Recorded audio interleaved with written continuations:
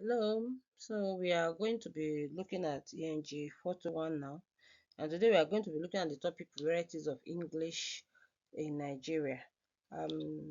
We have been leading up to this by all the previous things that we have done in the class. So we are actually looking at this subject um, from different angles, as you're going to see. So we are going to be Standard Nigerian English. We also look at the non-standard Nigerian English. Varieties of English. We look at Nigerian pidgin and Nigeria. We also differentiate what is the difference. I mean, we identify what is the difference between Nigerian English and Nigerian pidgin. So we are, and then we also look at looking at this. Are they already existing in Nigeria? Where are they? So these are the things that we are going to be looking at today. So let's start with the Standard Nigerian English. Looking at so I'm going to actually break this and today we are going to be looking at the topic varieties of English. Solve this so make it easy for you to be able to follow. So this leading up to this so let's look at the previous things that we have done in the class. Now so the notion of correctness is in Standard Nigerian English. Now the notion of grammaticality of correctness is a basic feature of what is regarded as Standard Nigerian English. And today we are going to be looking at the topic varieties of English. The expectation is that when people are speaking Standard Nigerian English, they tend to become hyper-correct. And this hyper-correctness at times gives a bit of a problem this subject to many speakers and to the people that want to really follow the language. So we are going to be looking at this is basically one thing that is that's a feature. Now, we also will notice that it doesn't mean that other people other speakers or speakers don't have a way they speak that is general, but we are looking at general features. So we are essentially what is the what do people speak? And today we are going to look at the basic line is basically the educated people, the way the educated Nigerians speak English. So basically that is what is regarded as a way to determine the Southern Nigerian English. So correctness is a feature. And maybe that's why people have said that okay, what Nigerians speak is actually what is today we are going to be looking at the topic. Nonetheless, it is the basic form spoken by most educated Nigerians, and with all these bags and baggages. So we are going to look at some of the things that people look at and look at. Maybe they think of hyper-correctness, they think of other things that they consider to be Nigerian. So we I've told you people before in the class. I have and today we are going to be looking at there's what they call Nigerian accent now. And I don't know, it's making waves on the internet. I wouldn't know, but that was the time that this was not socially acceptable. So let's look at some of the way that people speak that considered Nigerian Standard English. So now when you have double negative, we are going to be you don't know nothing. That is not generally acceptable. And today we are going to but then you also have this same double negative now being realized in another way. So it is not uncommon to fail. Now not and uncommon have both have negatives. So you have two negatives in the same sense, but it's acceptable. Nobody say that.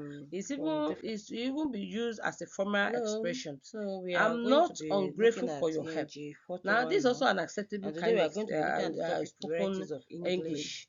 Now the question scholars should ask is what is the standard used to determine the acceptability of this? So how did we arrive at this? So why you don't know nothing? Why is it now look at colloquial like it's seen as colloquial? It's seen essentially I think it's actually a Americanism kind of today we are going to because you say it is among the African American population in the US.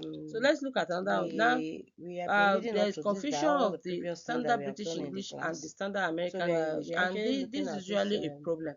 Now I have tried to I've personally tried to encourage people like in my in the National University of Nigeria, what is used and what's accepted is the standard British English. However, I've also noticed in the University of Benin that what you guys seem to prefer is the American style, and that you see reflecting in your spellings and all of that. But I have asked you guys to find out what really is the standard for your university, and that should help you to know what to do best. Most times there's a lot of confusion because I remember the other day I was just speaking and I said, oh, that's not the route to go. My mother was telling me, why are you speaking English? I said, okay, that sincerely root is what is commonly used with the British, so you see there's a lot of confusion. So you'll be speaking English, you'll be speaking British English, then you mix it with American English, and there's so much confusion. But I always I personally advise that people will tell, oh, there is also correction by their computer, but you can set your computer into default language. And I can tell you also that within the system, you now have a Nigerian English within that system.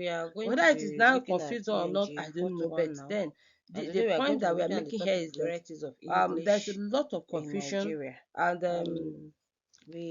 there's a tendency for you to say, okay, you don't know which one is British, which one is American, but so let's look at examples of um some of these usages that we see that show that maybe you are seeing all the kind of Englishes, especially the American and the British, as they come into force. So let's look at this example. You relax in a sitting room in Britain, but you talk about a living room in America, and then you talk a parlor in Nigeria.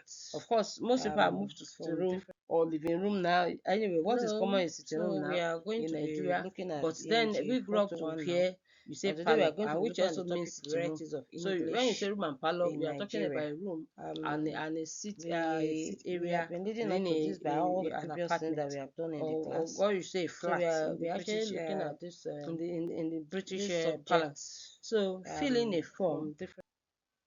You fill in a form in Britain, but you fill out a form in the USA, and you fill a form in Nigeria. So these are all stylistic variation of mother tongue in standard practice. So you see that the tendency is that people use this and they don't even know there's one that have a source of course, somebody that is from a particular background may identify, oh, this person is speaking my kind of English.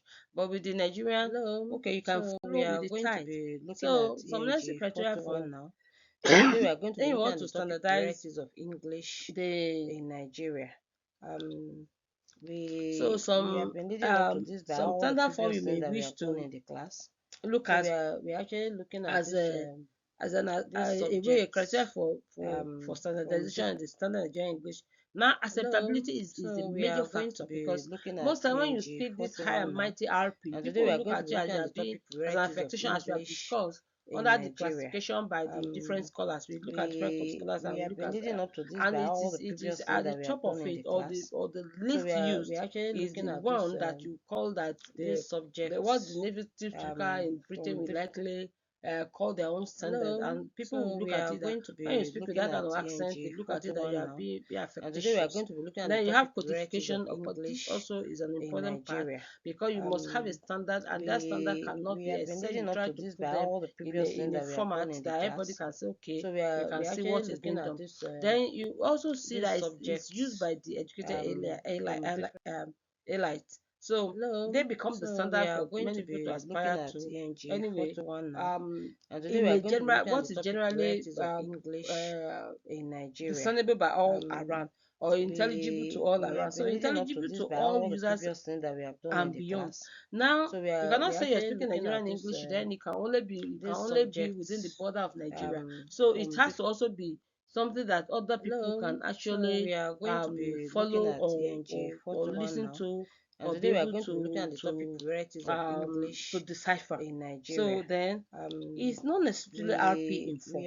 So this is also an important thing that we need to know. So saying that it must be RP compliant may actually be counterproductive. This subject is very, very important. Now let's look at what's the relationship between the received pronunciation by the British and the Standard Nigerian English. Now, some will think being able to speak the RP English should be the aspiration. But the scholars have shown that this is an unrealistic expectation. You cannot expect somebody that grew up in Nigeria to be speaking with British accent. Yes, they may aspire, like many of our news classes actually try to do, but then they also know where to draw the line, because people will just be laughing at you. They will just say you are trying to speak like Oyibo. If you may put it that panel. So speaking the language in an intelligent manner should actually be enough. So this is very important. And then now you easily come to mind that Chinua Achebe easily comes to mind. So you begin to look at the way he wrote. I mean, I've examined thesis that came as far as from India, and it was based on Chinua Achebe's writing. So that means that nobody found this English actually faulty. It was not fictitious, but it was simple enough. And of course, most of us know that it was virtually like a transliteration, so that it has a very, very Nigerian character, and that was actually his target. And I think he achieved that very beautifully. So we now look at what a kind of Standard Nigerian English for Nigerians. So let's see. Attempts by scholars to classify the NE is a starting point, of course. We have looked at this in the previous classes. Scholars are trying to classify Nigerian English. Nonetheless, the reality is that Nigerians will not take seriously anyone speaking English like a Briton, and I've mentioned that. So they may admire you for it, but they will not take you seriously on it. So to them, it is an affectation, and that is the basic fact about it. So you may try to speak like a Briton, but they will just say, oh, this person, you are a Binto, or you are from abroad, and all of that. But people will be laughing at you, because when you really want to communicate, which is essence of language usage, it is to communicate. I mean, we have heard of jokes such that somebody say, call the taxi and say, I'm going to Bodaija. And the guy say, okay, it is 10,000 naira. And that was how many years is that? Bodija Mbe. So you know how to call Bodija before you are calling Bodaija. No, so these are the things people will just think, so this person, you are just trying to pretend to be who you are not. So the commonly spoken English is that which is written on many platforms as Nigerian accent, and I've mentioned that before. Nigerian accent, and this which is cut across most tribal usages and all, and you see now, even though you see have some colorations that are tribal, like we have discussed, and based on where somebody is, whether north or east or whatever, but you say that there's this Nigerian general thing that most educated people speak, and that was also find most of the people that speak on our media platform actually also use. Many Nigerian can relate with this and understand it. They speak it, and they probably would be able to say, okay, yeah, this is how I speak, or this is how people around me speak. So giving it the scholarly attention it deserves as part of our national reality is what we need to work on now. So what part will you play in it as an aspiring English teacher? So I mean, of course, this course is about you teaching English. So what part are you going to play? So that's the question that we are asking you to make it a reality. So so what kind of other examples can you give? There's some Nigerian, so you can give it in the comments. In this video, you can give it in the comments, and okay, some example you consider non-standard. So these are the things that you may want to look at, and then you'll be able to say, okay, this is examples of some Nigerian English that you have come across or you have spoken yourself, and then what also are the examples that you consider are non-standard, and then you also tell us why you think they are non-standard. So see you in the next video. We are going to be looking at non-standard Nigerian English in the next video. So we are going to be looking at ENG421 now, and today we are going to be looking at the topic varieties of English in Nigeria.